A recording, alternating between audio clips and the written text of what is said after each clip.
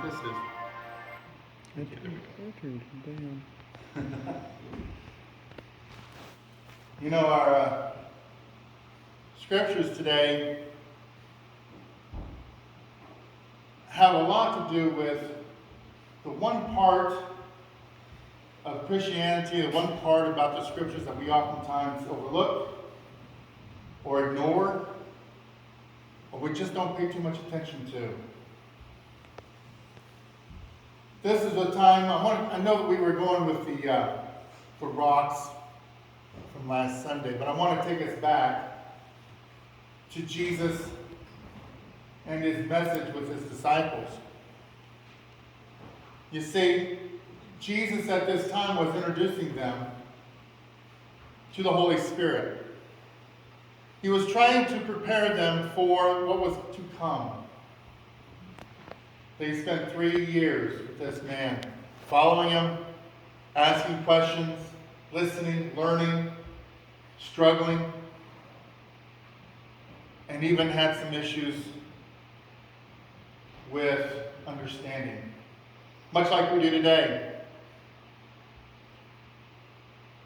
But Jesus said, I am leaving.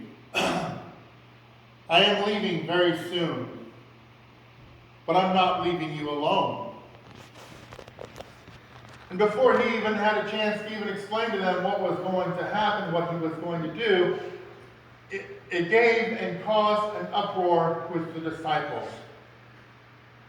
It was something they didn't want to hear. And they didn't understand what's going to happen. Right away, like we do, whenever someone we really care about says, I'm leaving. And I'm not coming back, whether it be to be called home, because we know our time is coming, or we're just leaving. We want to know why. We want to know what's going to happen. They fell in love with this man.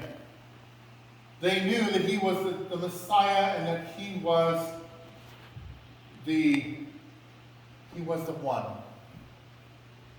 The one that they waited generations to meet, and to know, to learn from. And they said, what's going to happen? Why are you leaving? Why must you leave? That's going to leave us all alone. What are we going to do? They panicked. They acted very, very uncertain and scared because their Messiah was going to have to leave. Not by choice, but because it was the will of God, and it was the only way that humanity can be saved.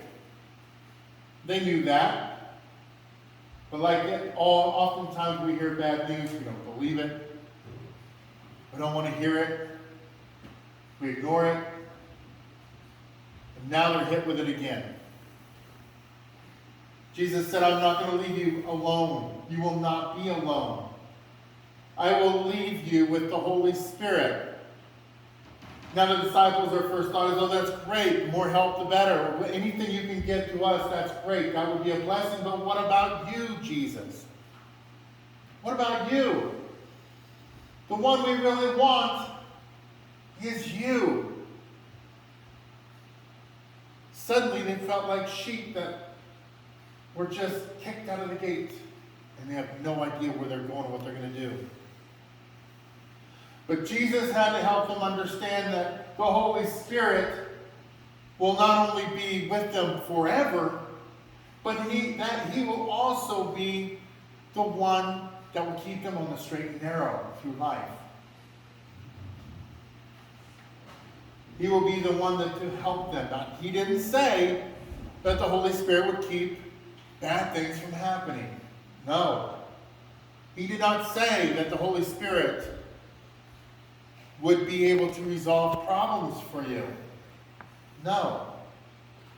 What he was trying to tell them is that the Holy Spirit is part of the power of God that will help them through whatever problems or issues that they would go through in their life.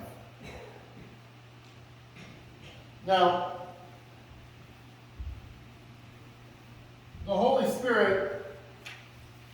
those things that anybody and everybody always has issues explaining. What is the Holy Spirit? What is it for? Why did Jesus leave the Holy Spirit? You see, oftentimes pastors, lay ministers, and teachers forget about that part of the Trinity. We get so focused on coming to God that we forget the Holy Spirit. We forget that with Jesus Christ comes the Holy Spirit. And here's where it gets tricky. You see, if you remember right, several Sundays ago, I had given the message about prayer and how prayer changes things. And as I said then, I'll say it again, you will hear that a lot. Because we forget a lot to pray on a daily basis, to have that connection with God. And it's true, prayer does changes things, but the Holy Spirit changes everything. You see, the Holy Spirit is the Spirit of truth. He confronts us with two different truths. First truth is that we are guilty of our sin.